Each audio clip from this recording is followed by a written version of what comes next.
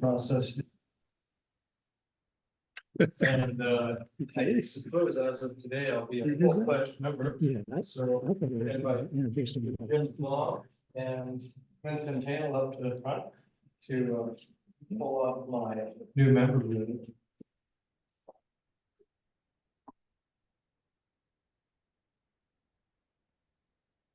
I suppose I can share a favorite moment so far from my Rotary membership.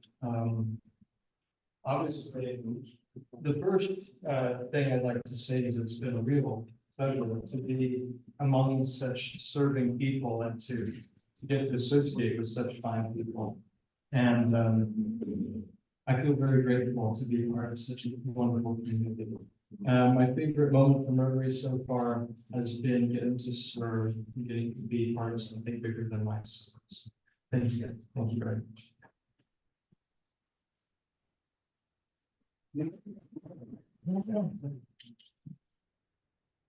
Oh, yeah. There you go. That's what you heard. It's your first person here for your first meeting, right? Yep. We'll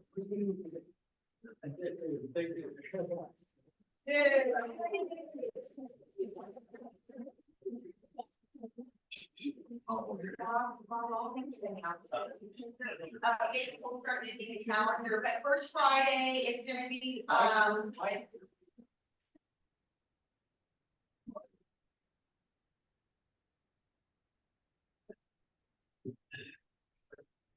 first Fridays at the little, everyone, I'll send out an email today, invite, but it's the, Joe, what's the name of it? It's miniature golf in Burnsville. So we've got a gas barbecue we can use, there is a food truck, there's even a pizza oven that we can use. Anyway, there's lots of slot machines for 25 cents. And then for McLaughlin, there's the golf, I think she means you video. know, that little room where you can hit the ball and it tells you how you're doing, so. All right, thanks.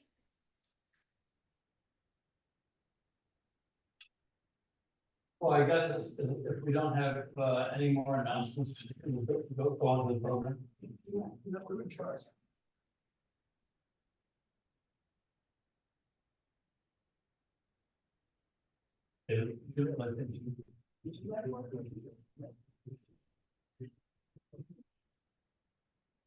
So I'd like to start by saying that it is truly an honor to get to introduce our guest speaker today. Rotary Mueller is someone who has dedicated her entire life really tangibly creating peace. The list of credentials and projects, like I mentioned, are extensive, and she's someone who doesn't just talk about creating peace, she actually does it. She's done things like start the University for Peace in Costa Rica. She's wrote books. She's put on talks, and she has a podcast called the Peace Podcast. She creates and fosters conversations between important individuals to create peace. How can we really make a difference? She shared with me recently a couple quotes from the late Rotary International president and Gordon McAnally, and he said in his presidential talk, he said, the world is crying out for peace, and our work to build peace must be bold and strong. She said that imagine if we at Rotary International, with over 35,000 clubs, over 1 million members, came together and really, truly decided to become a powerful force for building peace internationally, we could achieve our goals for peace. We can achieve world peace. We can save ourselves. And there's never been a more important time than now to create peace. And Barbara is an example of that. She gives me hope. She gives my generation hope. And I think that hopefully some of the ideas that she shares today can make that happen. So please, without further ado, join me in welcoming Barbara Gagne.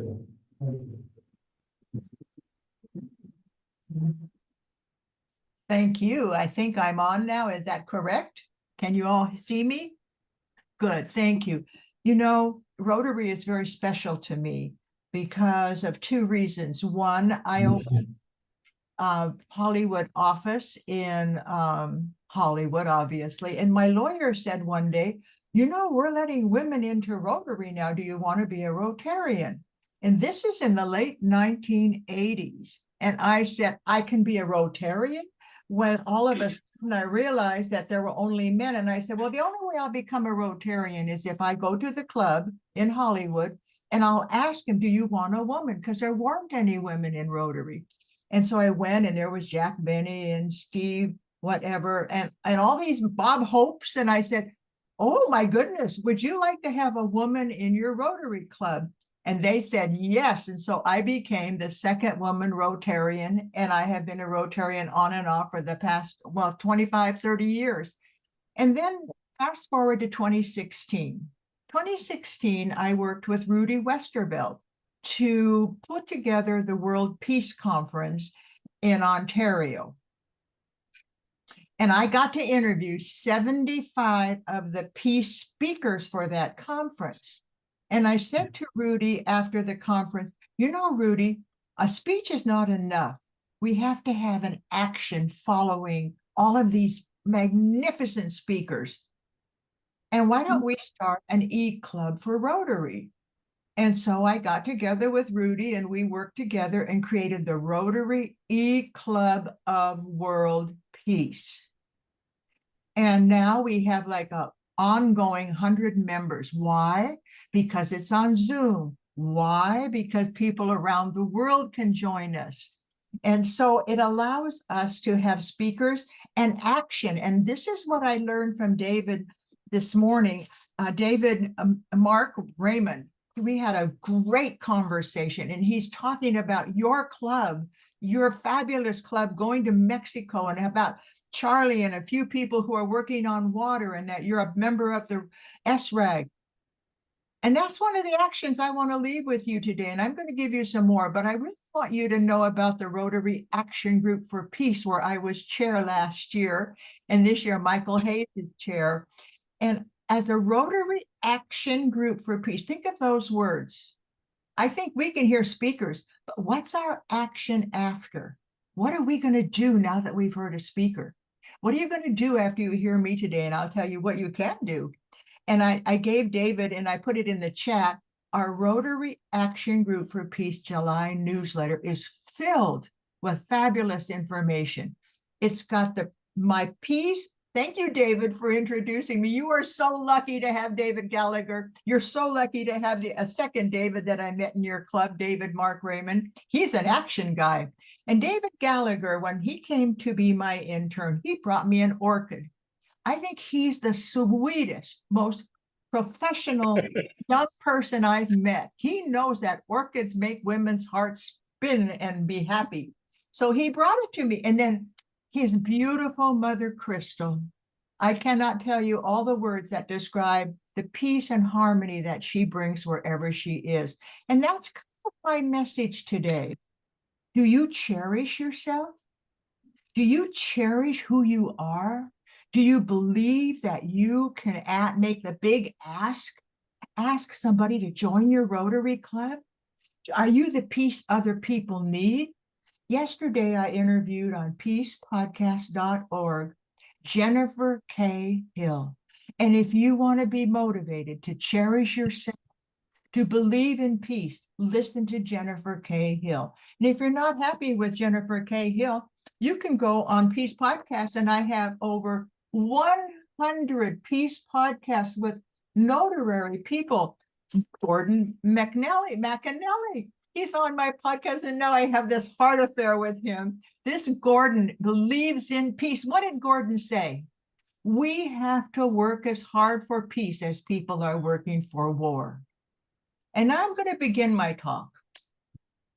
The other day I was in Trader Joe's, I came out from Trader Joe's and there was a lady standing next to my car. And I said, oh, hello, I'm working for ending war. She went ballistic on me. I hate war. Why are we having war?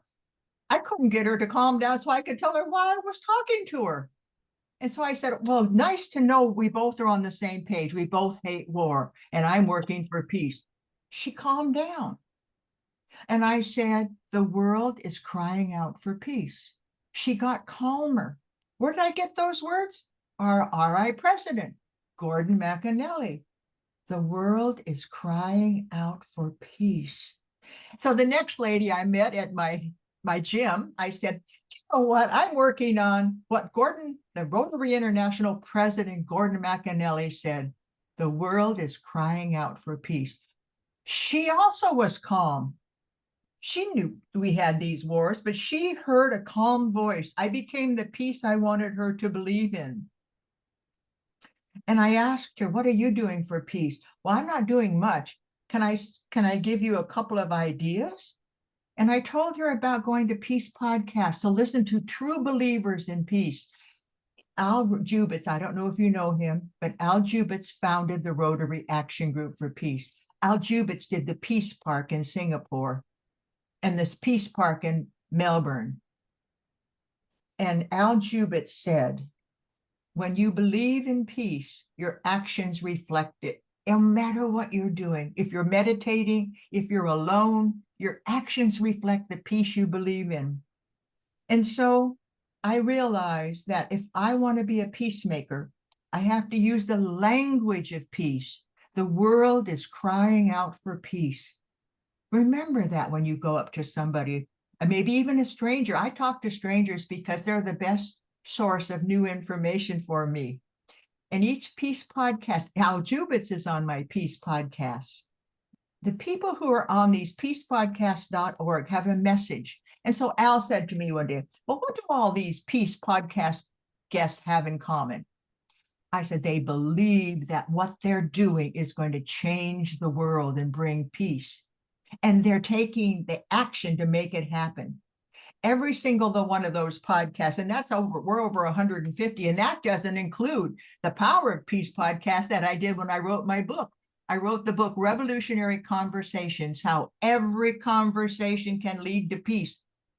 And what do you think the first step is in my book? Stop. Just like when you're driving your car and you see a stop sign, you don't go through and pray nobody hits you. You stop and you don't go forward until it's safe. And so I tell people, stop. Like the lady I said, I'm working on ending war. I could have stopped. I said, stop, tell me more. And I had her tell me more about why she was so ballistic about ending war and so upset that the world had wars. And so I stopped and I said, stop. I need a little help. SHARE is the motto in my book, Revolutionary Conversations. S, stop and don't go forward until it's safe. I need a little help. You said that you hate war. Tell me more. Can I ask you a question? After they tell you more, can I ask you a question? Ask them a question about what they said. They need to hear what they're saying. And then SHAR, risk, take a risk. Can I take a risk and invite you to take my Ending War 101 course? She said, how long does it take? I said, it's a 6-hour online course and here's my card. And I gave her the card. In fact, I'm going to put it on the screen right now. Hold on. You guys get out your cell phones and you take a picture of this. I want to show you what I gave her. This is what I handed her. If I can, there it is. I handed her this card. Why? You see the QR code? You take that QR code and it tells you why you should take the course. So take a picture of the QR code. And I've been working on Ending War 101 for maybe 5 years now. And we have graduates that say, I wish I would have known that we could have built 10 hospitals with the money we're spending on one fighter jet. I wish I would have known we could have saved the hungry and the poor in Ukraine instead of shooting. We could have done that. If with the money we're spending in Ukraine, we could have fed and housed everybody in Russia and Ukraine. We are the biggest waster of money when it comes to war. They said it to me. I didn't know. And what did Martin Luther King say in Ending War 101? I can't remain silent when a war is going on. So I give you a challenge. Don't remain silent while these wars are going on. Have a conversation. Start with the world is crying out for peace. Go to the Rotary Action Group for Peace.org and look at the latest newsletter. I put it in the chat, and David Mark might be able to get it out for you because I put it in the chat, and you can. Why did I put the latest Rotary Action Group for Peace newsletter in the chat?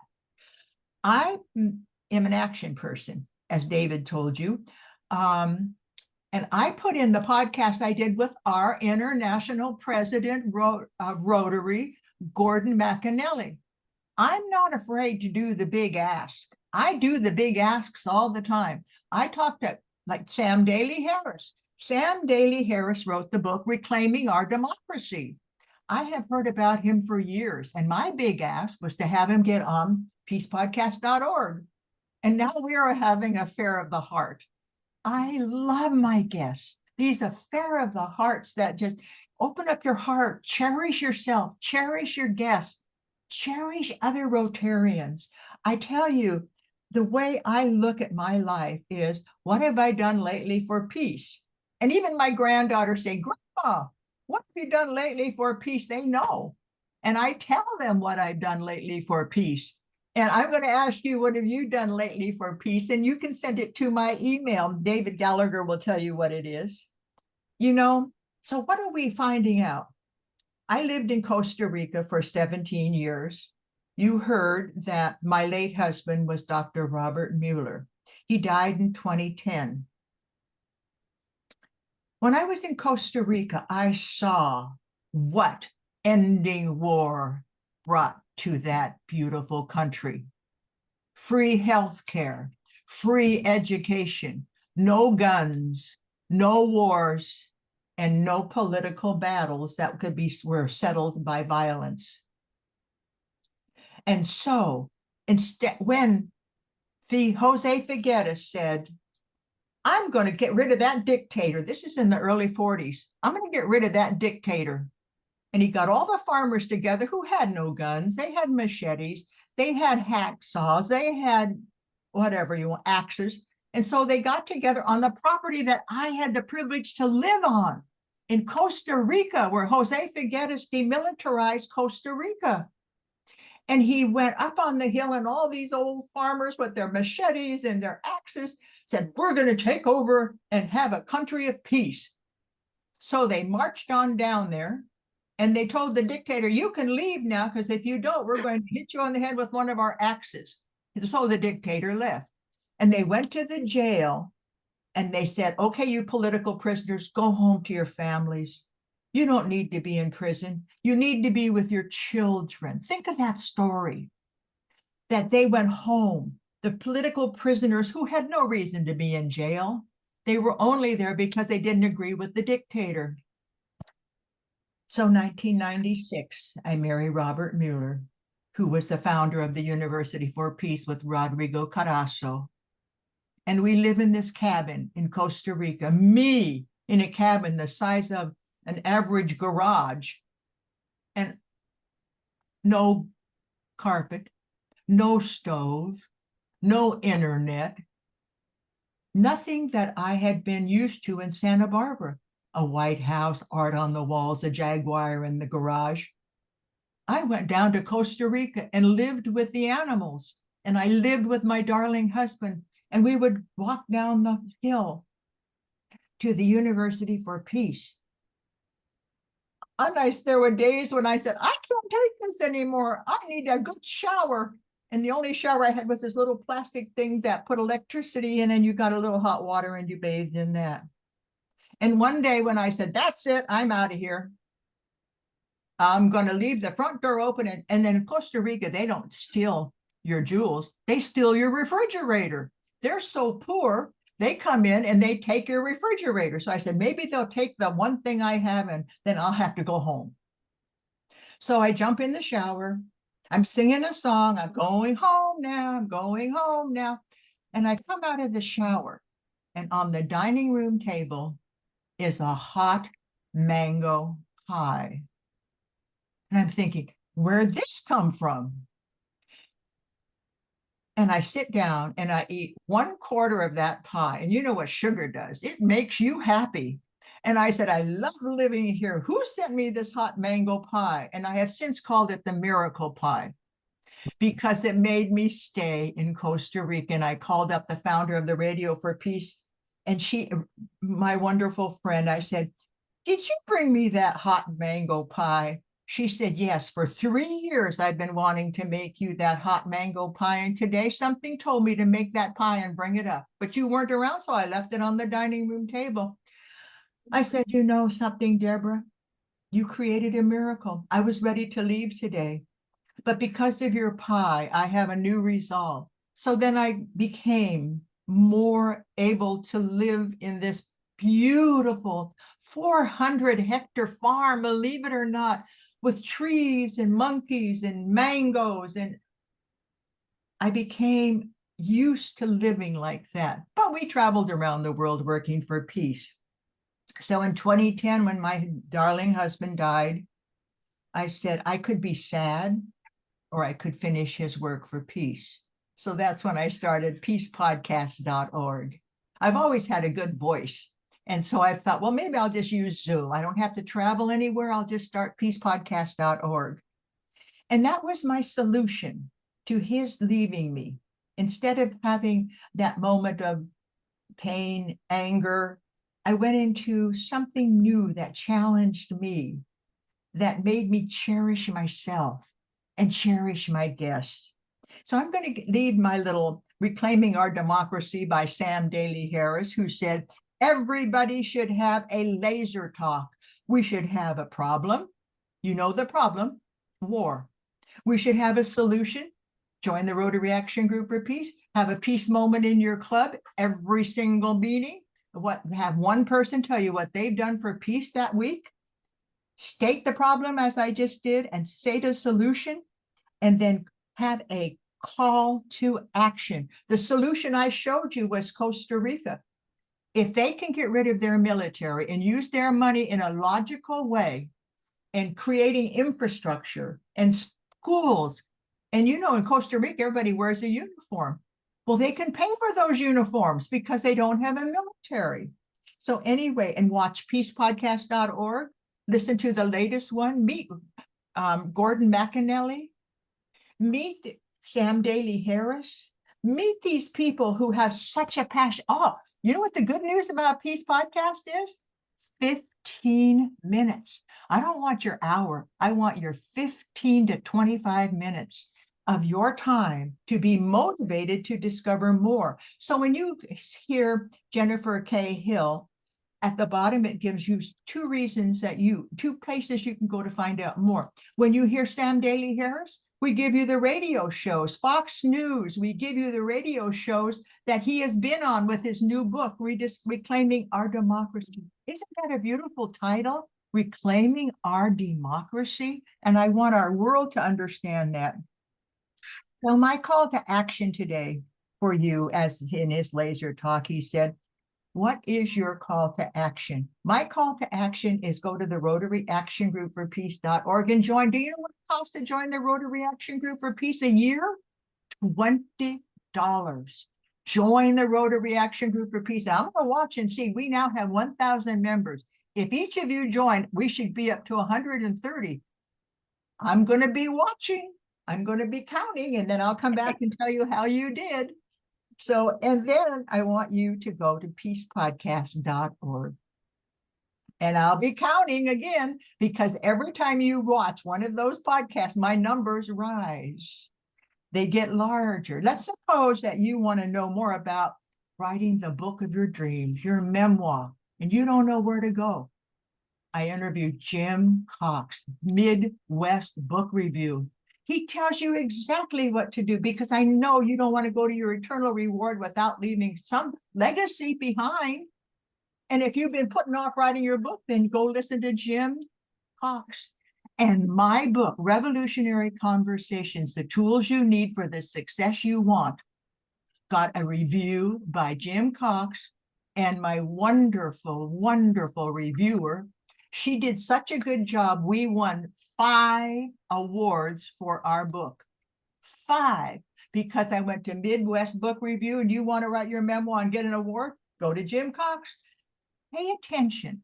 That's what I'm saying. Go to peacepodcast.org. If you want to, you can read Revolutionary Conversations, although I just told you the whole thing. Shop, help, ask, risk, and explore. What does that spell? Share. Stop, help, ask, risk, and explore. Why did I make it so simple? Because we're busy. We don't have time to read a volume of books about how to be a better person. Heck no. We just want to know what to do. All right. I'm going to give you something that just happened. This is a miracle. For the last, since 2010, I have been busy. I forgot about the journals I wrote when I was in Costa Rica, but my son didn't. He went to the closet where I had a box of journals, and this is one of the journals in the box. And he said, Mom, better put a mask on. These are pretty dusty. When I was in Costa Rica, I wrote and wrote and wrote some more. Why not? I didn't have TV. Why not? I didn't have internet. Why not? I began to write. And I began to write things like this. Wars arise from a failure to understand another's humanness. Instead of summit meetings, why not have families meet at a picnic and get to know each other and meet the grandchildren? That was at a meeting with the Dalai Lama. Being in Costa Rica at the University for Peace, we had people visit like you wouldn't believe. So the Dalai Lama, who won the Nobel Peace Prize, said, we forgot we belong to each other. Who else said that? Mother Teresa. We wouldn't have war if we remembered we belonged to another. And so with that, I began to look at these journals, and all of a sudden, I realized a journal, keep a journal. Get a piece of, I keep blank paper around. I hope you do too. I have a notebook. I'm always writing notes. You forget them if you don't. How do you think my husband and I did the 7,500 Ideas for a Better World? His 40 years at the UN, every day he took a blank piece of paper, and if somebody came to visit, he wrote down what they did and how he could help them. And so I'm going to leave you, and if you have a question or two, you're welcome to ask me. But I hope you join Ending War 101. There's the QR code, and it answers, can war be ended? Is there ever a just war? And what does war cost us? What can we do? And I say what you can do is use this phrase, the world is crying out for peace. And honor Stephanie, our new president. She believes in the magic of Rotary. And maybe put a couple of peace poles in your community in Sebastopol.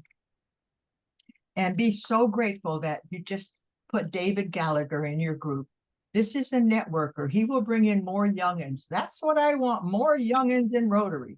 So with that, I say thank you for letting me be here. Thank you for your optimism in inviting me. And thank you for just being a Rotarian.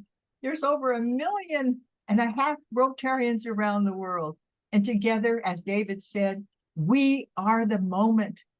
And the world has been waiting for us to bring and lead the most important thing on the planet today, bringing peace to those who are in need.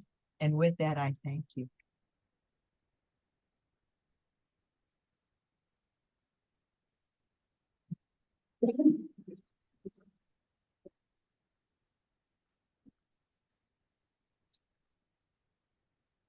Oh, thank you. Right back at you.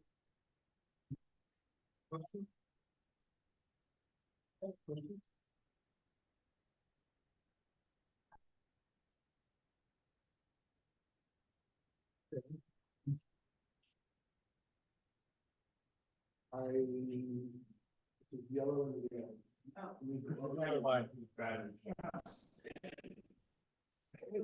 That one works. Hello. Thank you for your work. Thank you. I have a question. I think I know what the answer is, but I have people in my life who feel it's really Hard to important hear to you. support. It's a little hard to hear you. Okay, Maybe is that better? Is that better? I think soft. It was reverberating. Is this better? Okay. How's this? Can you hear me? maybe you you hear need to me? get closer to the screen and then I can hear you. How about Thank you. this? Hello, my friend. Hello. I'll go down here. And your question is? Yeah, well, I have people in my life who feel it's really important to support the war in the Ukraine and to support Israel in their efforts because they've been bombed for decades by Lebanon. And what would you say to those folks? Well, you know, these wars are an indication of failure, an indication of fear, an indication that we don't believe in our voices, we don't believe in conversations. And until we show how we can have a conversation to bring peace in any moment, we're going to have wars because violence is so much easier to accomplish than to have that conversation. So I'm going to tell you to watch another one of my podcasts. It's called Smart Settle. Smart Settle is done by Ernest Thiessen. Ernest Thiessen has created a way for AI to help in partnerships that are not working. It allows no emotion. It allows the facts to be, the only way you can change a person's mind is by the intersection of facts and insight. Through Smart Settle, you see the facts. We're killing each other. We're not settling what could be a simple treaty. A treaty that would give everybody the dignity they deserve, Putin and all of them. The dignity as a human being rather than as a country, because we are all humans. And so I don't know if that answers your question, but when you talk to people and you talk to your legislators and you see something in a newspaper or on Zoom or somewhere, you send a letter and you thank them. When Gordon McAnally said, we have to work as hard for peace as we're working on war, I immediately sent him an email. I said, Gordon, you are a peacemaker. I thank you for I underline every one of his editorials. I take those salient points and I underline them and I talk to him. I say, thank you for saying that. How many presidents have the courage to even use the word war? They don't say war. They think that's a political thing. My God, that's not political. That's anger at its worst. So he says, but Rotary is creating a generation of leaders and able to build peace worldwide. Nearly 1,800 Peace Fellows have graduated from the Rotary Peace Centers, and they are applying their craft in more than 140 countries. And I wrote him a thank you note. So there you go.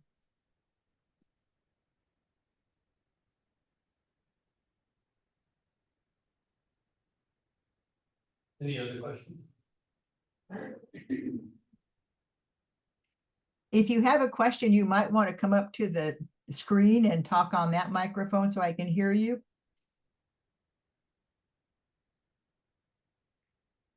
And my email, I want to hear from you. My email is Barbara Mueller, M-U-L-L-E-R 2323 @gmail.com. Barbara Mueller 2323. I forgot an action for you.